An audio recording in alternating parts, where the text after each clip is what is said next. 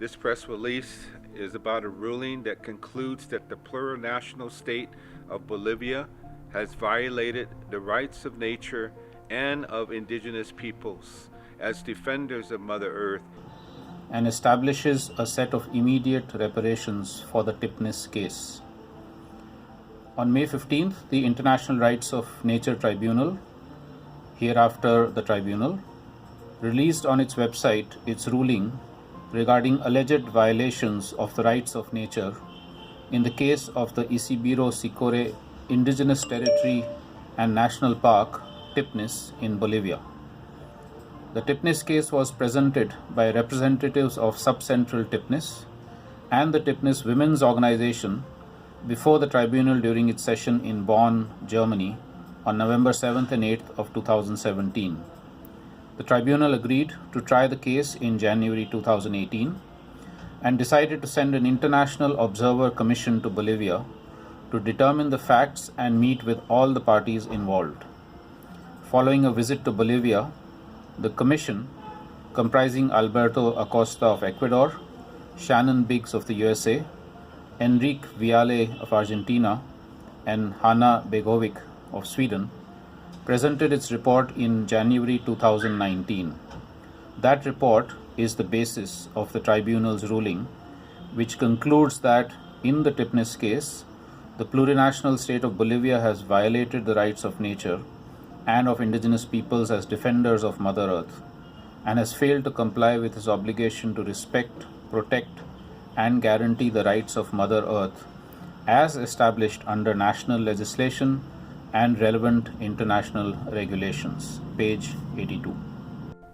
The French nationalist Alcides d'Orbigny called the region now known as TIPNIS the most beautiful jungle in the world.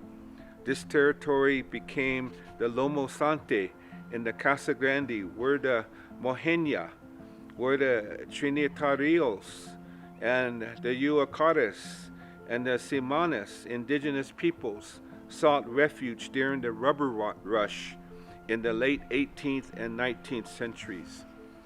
The region was declared a national park in 1965, and in 1990, after the first indigenous march for territory and dignity, it assumed a double status of national park and indigenous territory.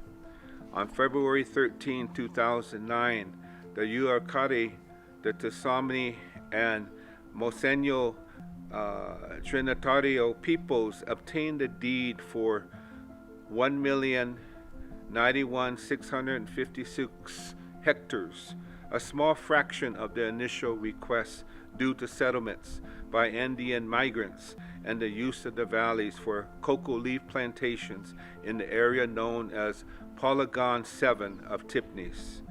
En el año 2008, el gobierno de Evo Morales contrató a la empresa OAS de Brasil para la construcción de una carretera que dividiría el área protegida del TIPNIS sin nunca llevar a cabo un estudio de evaluación de impacto ambiental integral de los 3 tramos en los que se fragmentó esta carretera.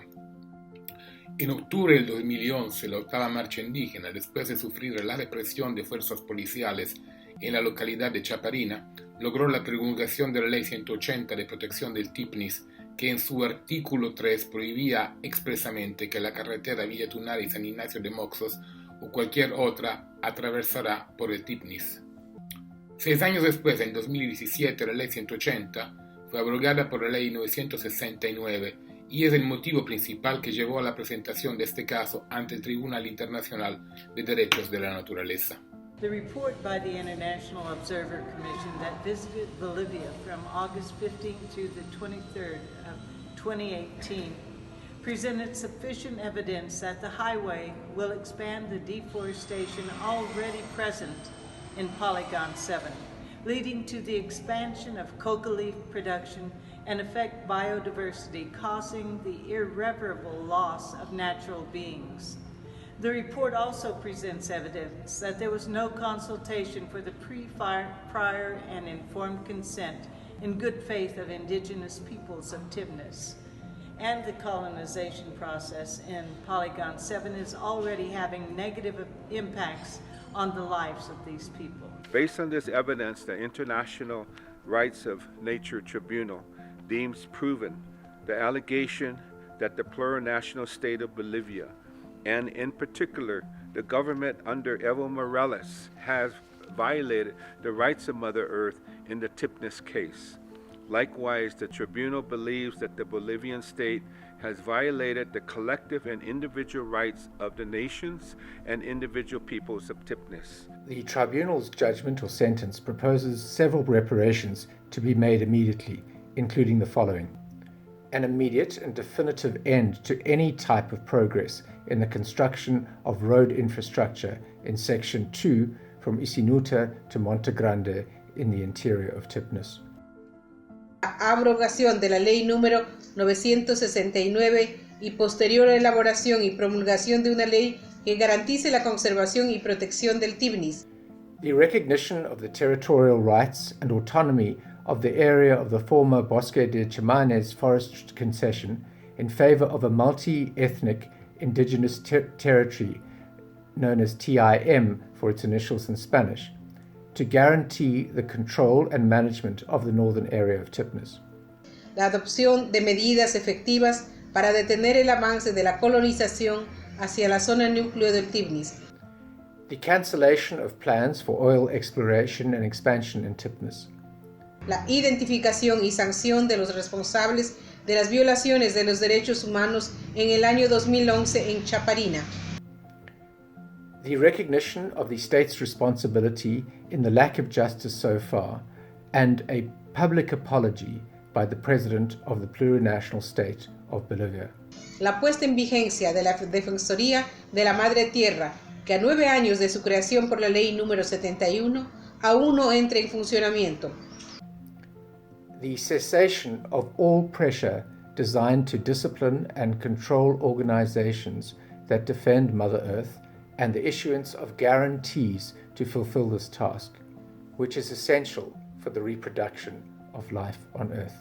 El Tribunal Internacional de los Derechos de la Naturaleza fue creado en el 2013 y sus sentencias se basan principalmente en la Declaración Universal de los Derechos de la Madre Tierra, que fue adoptada durante la primera Conferencia Mundial de los Pueblos sobre Cambio Climático y por los Derechos de la Madre Tierra, realizada en abril del 2010 en Tiquipaya, Cochabamba, Bolivia. Las resoluciones y sentencias del tribunal tienen un carácter ético, que es fundamental para construir una verdadera comunidad de la Tierra que evite la sexta extinción de la vida en la Tierra. Sin ética, ningún gobierno, institución o persona puede recuperar la humanidad que hoy que más que nunca se necesita para evitar el colapso de los ciclos vitales de la Tierra. The tribunal is made up of judges of recognized ethical and scientific authority regarding the rights of nature and have been appointed by defenders of Mother Earth from different parts of the world.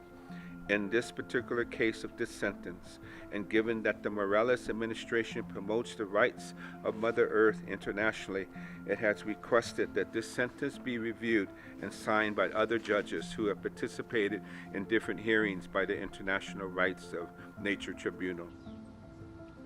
Yo, Natalia Green, como secretaria del Tribunal Internacional de los Derechos de la Naturaleza, confirmo que los siguientes jueces forman parte del Tribunal Extendido de los Derechos de la Naturaleza Bonn, Caso TIPNIS. Tom Goldtooth, Diné, Dakota, Estados Unidos. Cormac Cullinan, Sudáfrica. Vandana Shiva, India. Osprey Oriole Lake, Estados Unidos. Simona Fraudatario, Italia. Fernando Pino Solanas, Argentina. Ute Kochi, Alemania. Yacu Pérez, Quichua, Ecuador. Blanca Chancoso, Quichua, Ecuador. Maristela Svampa, Argentina. Ruth Nyambura, Kenia. Nimo Basi, Nigeria. Ashish Kotari, India. Enrique Leff, México. Francesco Martone, Italia. Anthony Pigrao, Cataluña. Casey Camp Horinek, Ponca, Estados Unidos. Antonio Elizalde, Chile. Horacio Machado Araos, Argentina. Rita Segato, Argentina. Valerie Cabanes, Francia. Arturo Escobar, Colombia. Rocío Silva Santiesteban, Perú. Patricia Hualinga, Quichua Sarayaku, Ecuador. Atoso Soltani, Estados Unidos, Irán. Y Mario Melo, Ecuador.